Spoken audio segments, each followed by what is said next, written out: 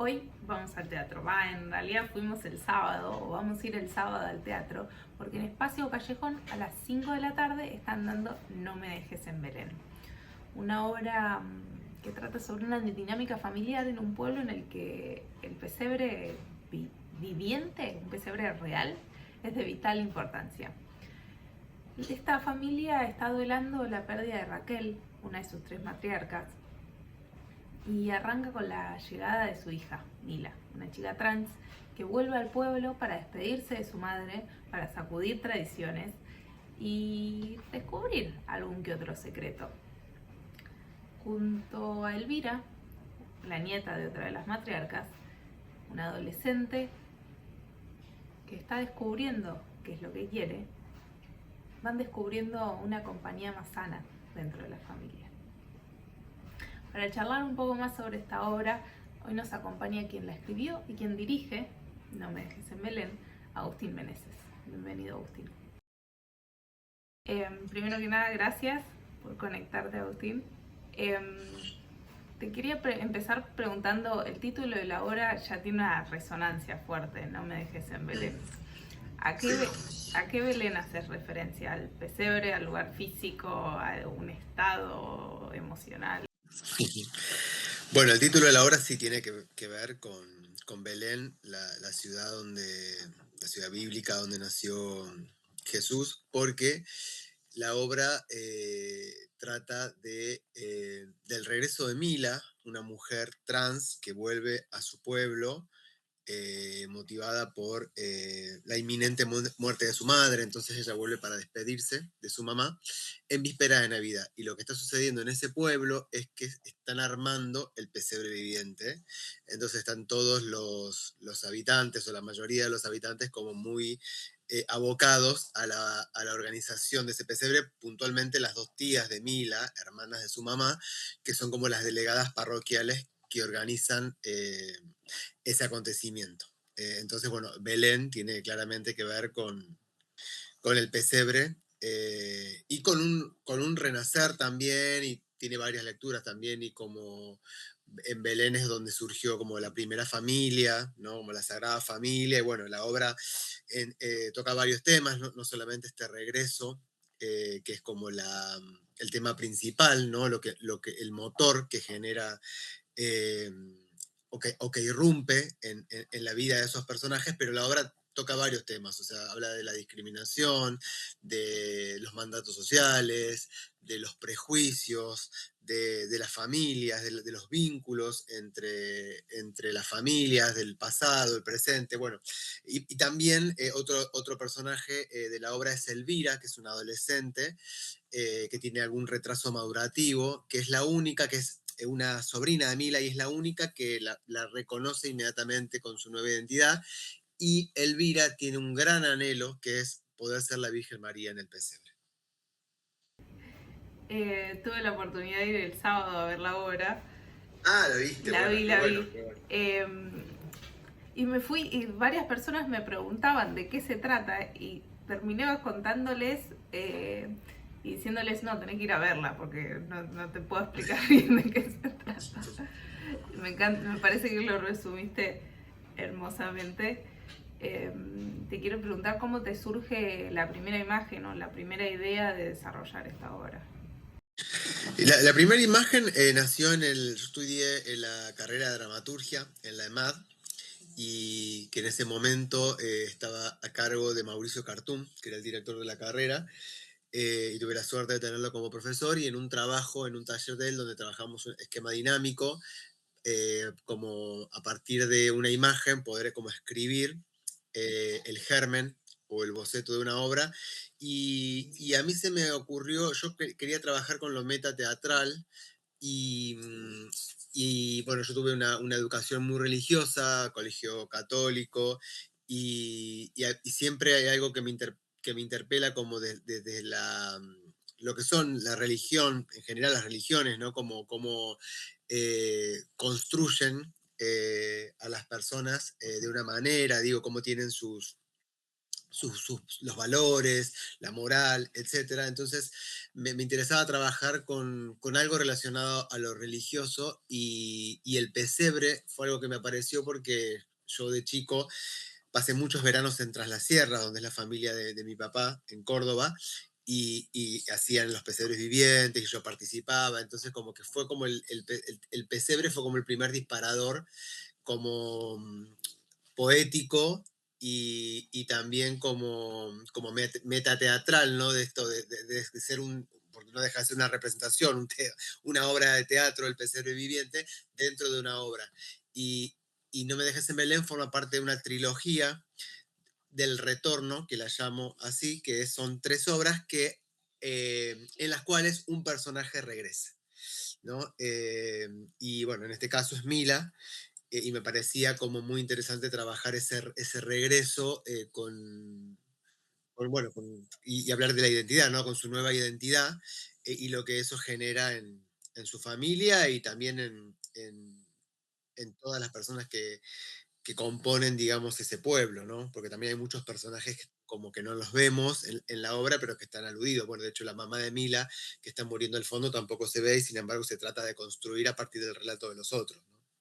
Claro. Y bueno, lo que me contás de la tragedia del pesebre es ubicás la tragedia familiar inminente justo en vísperas de Navidad, en lo religioso que me contás. ¿Qué, qué te permitió explorar este contraste entre la noche de paz y el caos interno de la casa? Por fuera de que en general Navidad suele ser un caos. Sí, yo creo que de Noche de Paz no tienen nada la Navidad, porque siempre No, hay es algún. que lo bíblico es.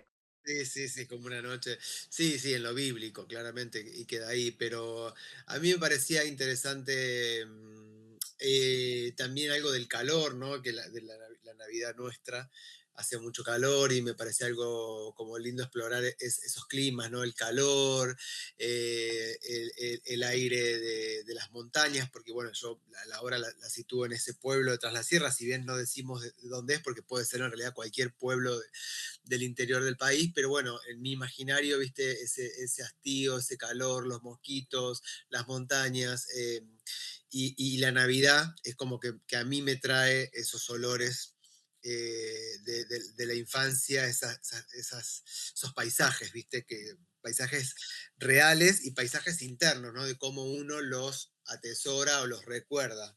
En mi caso, que ya soy un adulto, pero digo, al haber pasado tantos veranos de chico, había algo de todo ese mundo y toda esa atmósfera, aparte que yo iba tras las sierras a pasar las fiestas, entonces era como, bueno, tenía todo como muy a mano para poder pintar ese mundo. Claro. Em, ¿Cómo logras ese equilibrio desde la dramaturgia para no caer en en un golpe bajo? Porque en realidad desde ya entras a la página alternativa teatral y dice como la pérdida de uno de los personajes. Yo creo que tiene que ver con que la obra tiene mucho humor. Y que en todo el proceso de escritura también yo traté de no perder como el sentido del humor y de que no sea, viste, ni un melodrama, ni que los personajes estén demasiado atravesados por la tragedia, sino que, bueno, que es una arista más de esta historia, pero también como la vida misma, van sucediendo al unísono un montón de otras cosas. Entonces, bueno, se está muriendo Raquel, pero también estamos hablando del pesebre viviente, y como dice uno de los personajes, la vida continúa, entonces, bueno, pasan otras cosas, y el hijo, o sea, el primo de Mila, que es este alcohólico, que trata de lidiar con sus problemas, con su hija, con el retraso madurativo, es la madre de él, que está un poco deprimida y es antagónica de su hermana, que por ahí es más superficial, y bueno, nada, es como que en cada uno de los personajes traté de armar un arco narrativo, pero sin perder el humor. De hecho, el personaje de Elvira también, como el de Nancy, son personajes que tienen como mucho desparpajo y que son como más impunes también en lo que dicen, y creo que ahí se desahoga bastante y es como una vía de drenaje y de escape que está bueno para que no sea todo el drama de Mila y la muerte de su madre. Bueno, esa era una de mis preguntas. ¿Cómo construís los personajes porque son sumamente complejos? ¿Cómo los construís en el proceso de escritura y después de los vínculos entre sí? Yo creo que eso se va dando en la escritura, o sea, aparece una imagen y a partir de eso, por lo menos cuando yo escribo, es como que en general escribo de personajes que si bien son ficción, son personajes ficticios, pero que tienen mucho que ver con personas que me rodearon o que me rodean. Digo, hay mucho de esas tías abuelas, mis tías abuelas. Tienen mucho que ver con esas tías de Mila, digo, hay algo de eso que si bien por ahí está llevado al extremo, obviamente, porque es ficción, son personajes que yo puedo reconocer fácilmente en mis vínculos cercanos y después yo trato de escribir historias simples, o sea, a mí me interesa el teatro, si bien hay algo de la poética que me interesa, como en este caso, bueno, la alegoría con el pesebre de Belén, esto que hablamos recién del título y demás, me interesa mucho construir vínculos que para un espectador, una persona que va al teatro y los ve, sean fácilmente reconocibles. Que a veces, no solamente que uno pueda sentirse representado con alguno de los personajes, sino que vean esos personajes a alguien que conoce. Como mucha gente me dice, che, tal personaje es mi abuela, o esta persona me hace acordar, es mi tío, y como hay algo de eso que me gusta, como lo simple y que a la vez lo simple muchas veces tiene muchas capas también y resulta complejo, ¿no? Bueno, de la mano con eso te pregunto cómo los construyen después esos vínculos y esos personajes con los actores en los ensayos y después en escena. Bueno, en los ensayos, la verdad que trabajamos bastante. Yo eh, formé este elenco con actores que considero que son muy talentosos, que tienen muchas herramientas, mucha verdad. Y lo que más me importaba era lo emocional, o sea, que ellos entendieran por dónde iba el personaje, cuál era el tono, el color, y que después con sus propias herramientas emocionales pudieran darle su propio matiz. Y yo, más que nada, como director, fui como un mediador, un moderador de decir, bueno, pedirles un poco más, un poco menos y demás, pero ya ellos, al ser tan buenos y tener tanto oficio, directamente con sus propuestas estuvieron siempre muy cerca de esos personajes. Yo creo que fue más un trabajo de poder ecualizarlos y poder como ordenar las escenas desde la mirada de director más como desde afuera de decir, bueno, qué acciones, qué están haciendo en este momento, coreografiar las transiciones y demás, pero ellos como rápidamente supieron captar el alma de cada personaje. Qué bueno. ¿Qué tan minucioso sos a la hora de elegir intérpretes para los textos que escribís vos? Bueno, este en realidad es mi primer proyecto como director. Si bien yo escribí varias obras que fueron llevadas a cabo por otros directores, Tornamore, que forma parte de la trilogía del Retorno, la obra que se hizo anteriormente, participé en la dirección, pero el director de la obra fue Sebastián Irigo, que es un director al que al que quiero mucho y yo participé de ese proceso como director adjunto y en este proyecto es como que decidí ya decir, bueno, voy a llevarlo a cabo y me voy a tirar a la pileta y animarme a dirigir. Yo siempre decía, yo soy actor, soy un actor que escribe, pero una vez una colega, Paula Manzone, me dijo que está conmigo en la obra del sonido, que hicimos todo el año pasado, me dijo, ¿y por qué no la haces vos? ¿Por qué no dirigís vos esta obra? Y me lo dejó pensando y dije, ¿por qué no? Eh, y bueno, y fue como un proyecto, un desafío de decir, bueno, me propongo dirigirla. Entonces, lo primero que hice fue llamar a actores que sabía que iban a dar con el físico du rol que yo buscaba y que eran muy buenos, y armar un equipo de personas talentosas que sé o que sabía en ese momento que iban a hacer bien su trabajo y de hecho lo hicieron. Y yo, bueno, como te decía, ser un moderador y poder guiarlos. Y la verdad que me sentí muy cómodo. Sí es verdad esto que me decías vos, soy un poco obsesivo con la letra. Ya como actor me gusta aprenderme los textos tal cual y en este caso, siendo el autor, a veces sí por ahí soy un poquito hincha de decir, bueno, no, esto se dice así. Pero a veces no solamente por ser obsesivo, sino porque hay frases o palabras que si vos las decís tal cual están escritas, directamente te remiten al pueblo.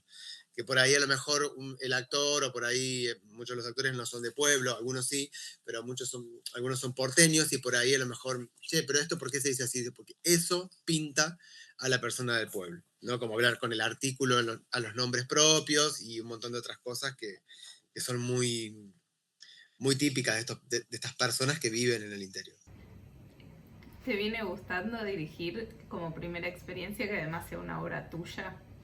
Sí, la verdad que sí, me gusta mucho y ya quiero en algún momento empezar a pensar en el próximo proyecto, que sería la tercera obra que compone la trilogía, para dirigirla también. Más adelante, obviamente, estamos recién estrenados por No me dejes en Belén, quiero que empiece a correr un poco, ojalá que se arme un boca a boca y que la gente pueda venir, que la vean, que la disfruten, y ya más adelante empezar a armar quizás para el 2027 el próximo proyecto, que sí lo voy a dirigir yo. Qué bueno. Eh, Iba a meterme con algo de la escenografía, pero te quería comentar que terminó la obra y me quedó muy presente.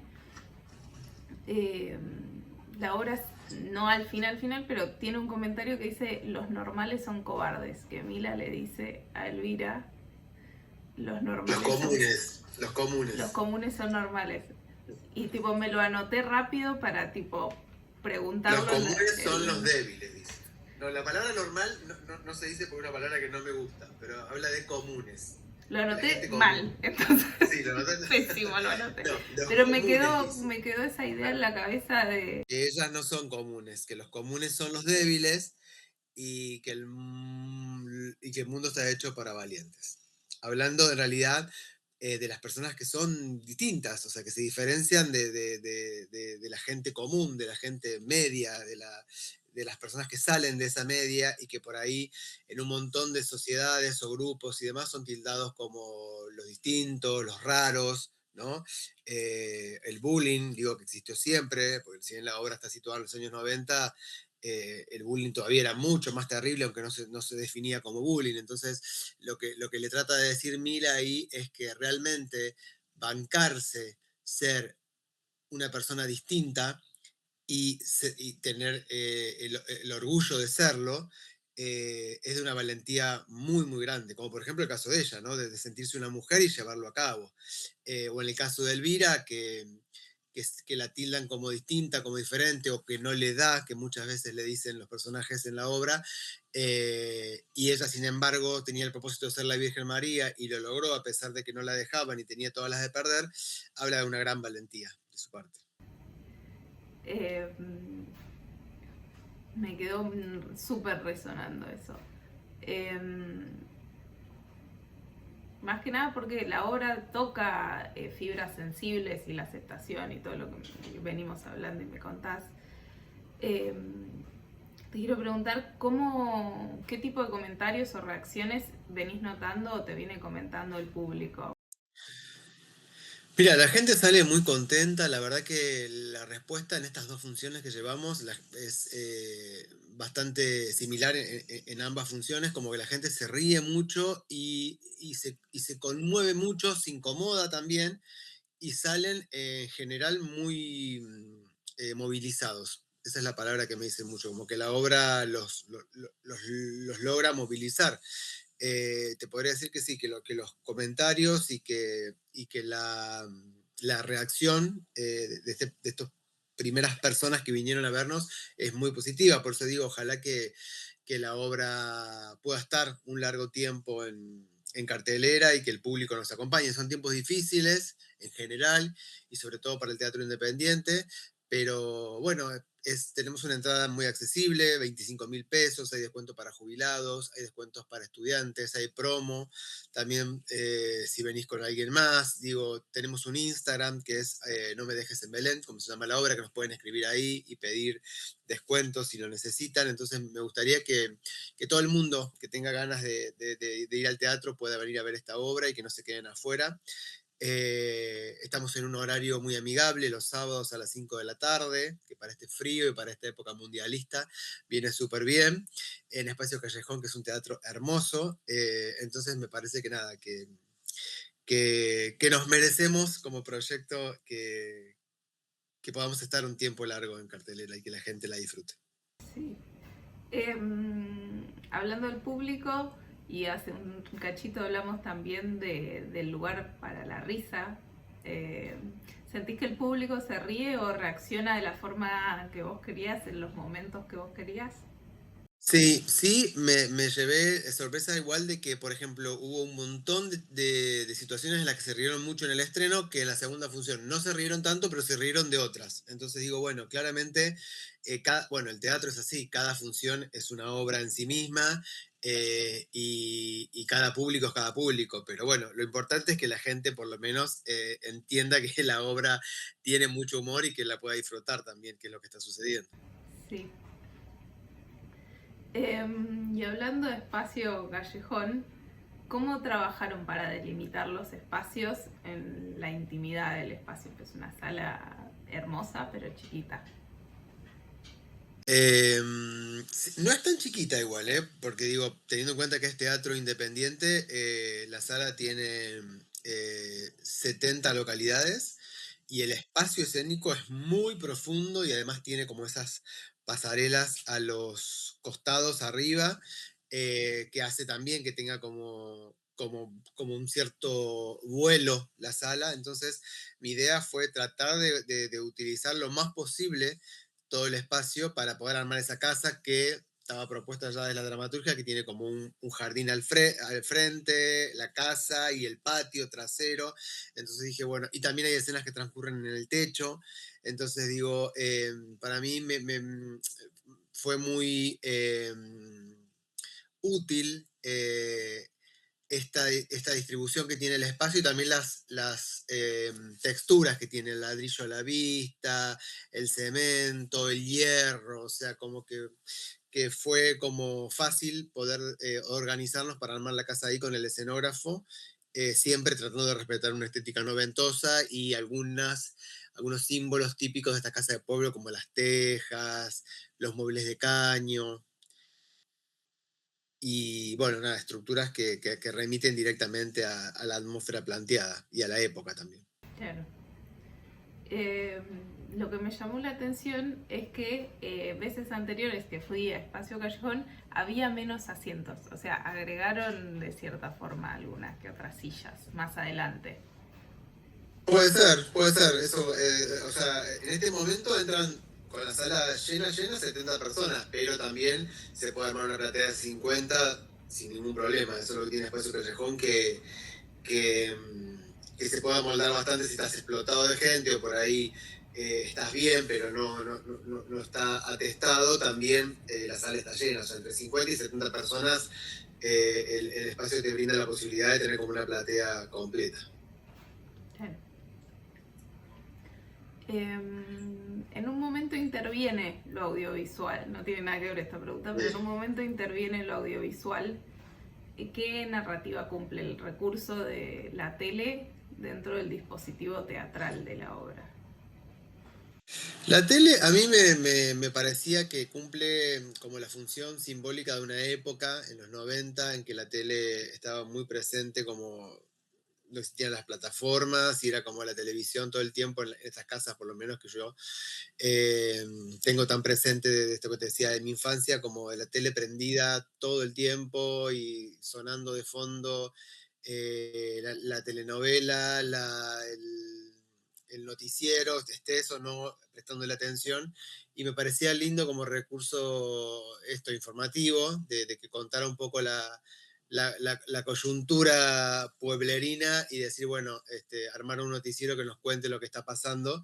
me parecía como un atractivo y de hecho la tele se podría haber resuelto poniéndola de espaldas al público y que sonara un audio y era como muy sencillo resolverlo, pero desde el principio yo dije, no, quiero que el público vea esa tele también junto con los personajes y poder armar también esto que te decía, la ficción dentro de la ficción y que puedan verse esos periodistas y también poder usar esa tele como recurso lumínico en las transiciones y bueno, y un poco los videos que aparecen también en la obra que tienen que ver con la música elegida y también con la época de Navidad, sin spoilear mucho, pero bueno, lo que viste que sucede. Sí.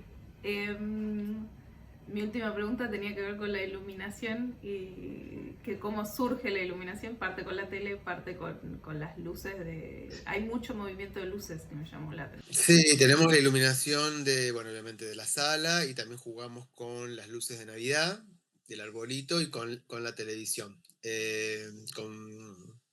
Con el iluminador trabajamos, bueno, juntos también en pensar cómo iban a ser esas atmósferas, ¿no? Porque hay escenas que suceden de día, o muchas que suceden de noche, y también, bueno, jugar en las transiciones entre escena y escena. No quería apagones, viste que en muchas obras de teatro, cuando termina una escena y empieza otra, hay como un apagón, una oscuridad total, y se prepara para la escena siguiente. En este caso yo quería que no haya apagones, sino que las transiciones, si bien eh, hay una luz más baja, digamos que haya como un recurso que genere como un enlace entre la escena que terminó y la que viene, tanto desde lo sonoro como desde lo lumínico.